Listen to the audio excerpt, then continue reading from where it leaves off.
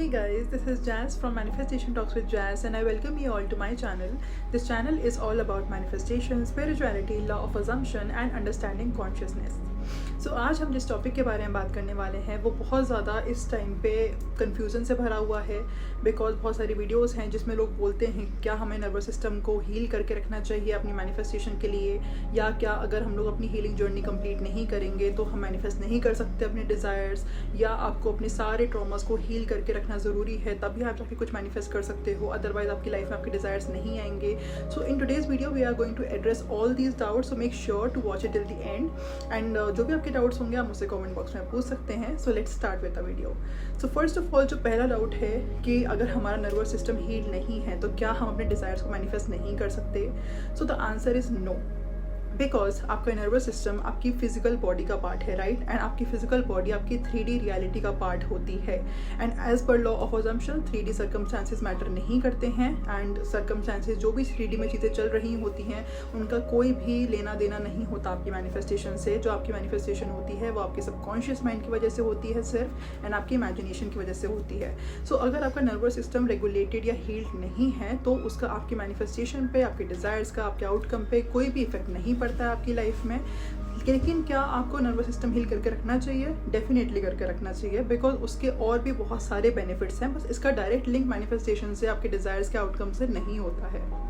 So guys हमारा जो mind है वो इसी तरीके से इवॉल्व किया गया था जिससे हमारा सर्वाइवल इंश्योर हो सके इस दुनिया में. हमें हमेशा एक फ्लाइट और फाइट मोड में रहना सिखाया गया था क्योंकि हमारा एवोल्यूशन भी इसी तरीके से हुआ है एंड हमारी बचपन से सोसाइटल कंडीशनिंग भी इसी तरीके से हुई है कि किसी भी तरीके से बस हम अपनी बेसिक नेसेसिटीज़ को पूरा कर लें.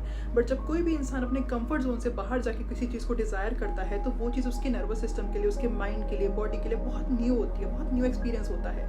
एंड हमारा जो माइंड होता है, हमारा जो नर्वस सिस्टम होता है वो हमें प्रोटेक्ट करने के चक्कर में ऐसे फियरफुल या ऐसे कोई भी इमोशन प्रोड्यूस करता है जिससे हम उस डिज़ायर को ना डिज़ायर कर सके, जिससे हम उस चीज़ के बारे में ना सोचें, जिससे हमें डर लगे कि क्या ये डिज़ायर मेरी लाइफ में आएगी या नहीं आएगी, या इसका आउटकम नेगेटिव तो नहीं होगा. इसलिए कई लोग कोई भी स्टेप लेने से पहले या कुछ भी डिज़ायर करने से पहले उनको बहुत फियरफुल थॉट्स आते हैं बिकॉज उनका नर्वस सिस्टम उस चीज़ से अट्यून नहीं होता है. इसलिए आपको ऐसे थॉट्स आते हैं, इसलिए आपकी बॉडी में एंशियस इमोशंस, डिप्रेसिव इमोशंस या ऐसे ओवर थिंकिंग वाले इमोशंस प्रोड्यूस होना स्टार्ट होते हैं बिकॉज वो चीज़ आपके माइंड, आपकी नर्वस सिस्टम, आपकी बॉडी के लिए बहुत ज़्यादा नई होती है. बिकॉज इस तरीके का एवोल्यूशन हुआ है हमारा, इसमें किसी की भी गलती नहीं होती है, बट हमारे दिमाग का काम होता है, हमारे ब्रेन को इस तरीके से इवॉल्व किया, हम हुए हैं इस तरीके से इवॉल्व साइंटिफिकली, जिससे हमारा सिर्फ सर्वाइवल इंश्योर किया जाना था, ना कि किसी अपने कंफर्ट जोन से बाहर जाके कोई और चीज़ डिज़ायर करी जानी थी. बिकॉज हम सबको पता है कि जो अर्ली मैन थे वो सिर्फ और सिर्फ खुद को बचाने के लिए, प्रोटेक्ट करने के लिए, वाइल्ड एनिमल्स से, फॉरेस्ट में प्रोटेक्ट करने के लिए हमेशा वो फ्लाइट और फाइट मोड में रहते थे, राइट. तो हमारी बॉडी को इसी तरीके से आदत नहीं है किसी भी चीज़ में रेस्ट में जाने की या किसी भी डिज़ायर को फियरलेस तरीके से डील करने की, बिकॉज उस तरीके का एवोल्यूशन ह्यूमन बीइंग का हुआ ही नहीं था. इसलिए जब भी आप कोई नई चीज़ डिज़ायर करते हो, जब भी आप किसी नए थॉट के बारे में अपने दिमाग में सीड को इम्प्लांट करते हो तो वो चीज़ आपको बहुत नई लगती है एंड आपका नर्वस सिस्टम उससे यूज टू नहीं होता. इसलिए आपको ऐसे थॉट्स आते हैं कि ये चीज़ बेकार है, ये नहीं हुआ तो क्या होगा, बहुत फियरफुल थॉट्स आने लग जाते हैं आपको, राइट. इसीलिए जब भी आप किसी चीज़ को डिज़ायर करते हो, जब भी आपका नर्वस सिस्टम उस चीज़ से अट्यून नहीं होता है तो आपको ऐसे थॉट्स आते हैं. But when it comes to manifestation, when it comes to law of assumption, तो वो सिर्फ और सिर्फ आपके सबकॉन्शियस माइंड की रिप्रोग्रामिंग से होता है. उससे उसका आपके नर्वस सिस्टम से डायरेक्ट कोई भी लिंक नहीं होता है बिकॉज जो मैनिफेस्टेशन होती है वो प्योरली साइंटिफिकली, स्पिरिचुअली, मेटाफिजिकली, जो भी आप उसको नाम देना चाहते हो, ये सब कुछ एक ही चीज़ है. वैसे तो सब कुछ साथ में कनेक्टेड है, बस हमने इस चीज़ों को नाम अलग अलग दे रखा है. सो जब भी आप कुछ भी अपनी डिज़ायर के बारे में सोचते हो या फॉर्म करते हो, विजुलाइज करते हो, कुछ भी करते हो, तो वो डायरेक्ट आपके सबकॉन्शियस माइंड में जाता है. बट नर्वस सिस्टम रेगुलेशन आपका आइडेंटिटी वर्क होता है, इसका आपके डिज़ायर के आउटकम से कोई रिलेशन नहीं होता है. आप रिपीटेशन के थ्रू, अपने डिज़ायर को एफर्मिंग के थ्रू, विजुलाइज करने के थ्रू अपनी लाइफ में मैनिफेस्ट कर सकते हो, उसको लेके आ सकते हो, अपनी रियलिटी शिफ्ट कर सकते हो. उसके लिए आपको अपने नर्वस सिस्टम को रेगुलेट करने की कोई नीड नहीं है बिकॉज आपका नर्वस सिस्टम आपकी 3D रियलिटी का पार्ट होता है.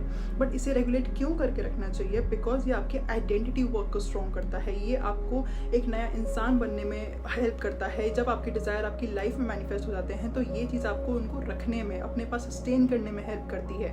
इसीलिए बोलते हैं कि नर्वस सिस्टम रेगुलेशन क्यों ज़रूरी है, बिकॉज जब आपको वो डिज़ायर, फॉर एग्जाम्पल आप अपने SP को मैनिफेस्ट कर रहे हो, अभी आप बहुत फियरफुल हो कि वो इंसान आपको, फॉर एग्जाम्पल आपको अबैंडनमेंट इशूज़ हैं या कोई एंजाइटी है कि वो इंसान आपको छोड़ के चला जाएगा या वो इंसान आपको चीट कर देगा, तो जब वो इंसान आप रिपीटेशन के थ्रू अपनी लाइफ में मैनिफेस्ट कर भी लोगे ना, तो उसको रखने में आपको बहुत दिक्कत होगी, बिकॉज आपको अगेन आपके थॉट्स, आपका जो माइंड है, आपका नर्वस सिस्टम जो है, जो अभी भी काम डाउन नहीं है, वो आपको बार बार वही सेम थॉट्स प्रोड्यूस करके देगा। And there are high chances कि आप उस इंसान को, उस मैनिफेस्टेशन को, उस डिज़ायर को अपनी लाइफ से दोबारा से लूज कर दो एंड दोबारा से उस लूप में फंस जाओ।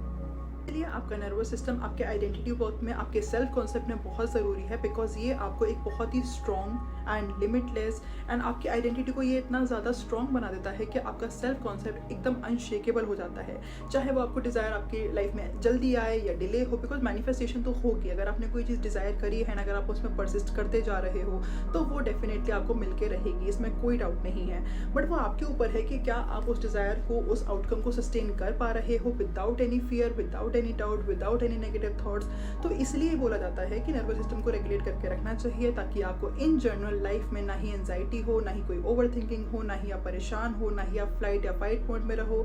बिकॉज आपका नर्वस सिस्टम जब काम डाउन होता है, then you don't give a shit to anything else in your life. आप अपने आप में इतना ज़्यादा कंप्लीट फील करने लग जाते हो, आपका मन शांत रहता है, आपको ओवर थिंकिंग नहीं होती है, आपको किसी भी चीज़ को लेकर डर नहीं आता है। इसलिए आपकी बॉडी, आपका माइंड यूज्ड हो जाता है कि अगर कुछ ऐसी अनसीन चीज़ होती भी है लाइफ में तो भी आप उसको आराम से संभाल लोगे।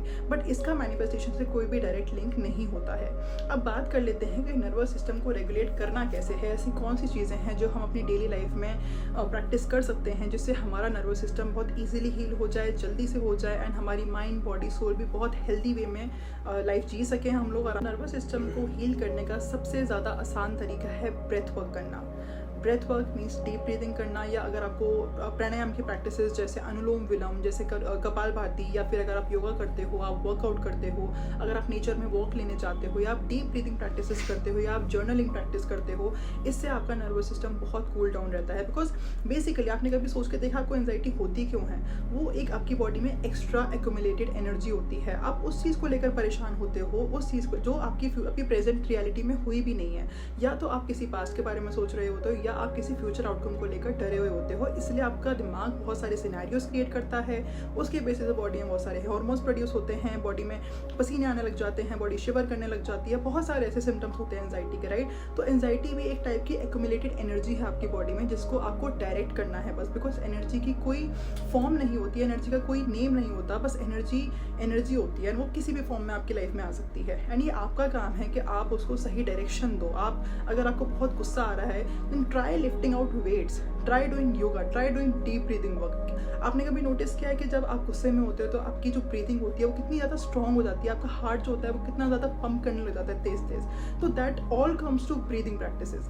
तो जब आप डीप ब्रीदिंग की प्रैक्टिस करते हो तो उस टाइम पर आपको गुस्सा आ ही नहीं सकता, बिकॉज आपकी ब्रीदिंग ही इतनी स्लो होती है। सो ये लॉ ऑफ रिवर्सिबिलिटी या वाइस वर्सा काम करती है। अगर आपको नर्वस सिस्टम को कूल डाउन करना है तो जस्ट मेक श्योर कि आप ऐसी छोटी छोटी प्रैक्टिसेस अपनी डेली लाइफ में इनकलकेट करें। जब भी आपको गुस्सा आ रहा है, जब भी आपको एंजाइटी हो रही है, जब भी आप फियरफुल फील कर रहे हो, सबसे ज़्यादा मैंने बीच में भी टेक्निक बताई कि अगर आपको कोई किसी चीज़ को लेकर डर लग रहा है, आपको कोई नेगेटिव थॉट्स आ रहे हैं, तो आपका वो नेगेटिव थॉट है तो आप उसको बोलो डिलीट डिलीट डिलीट।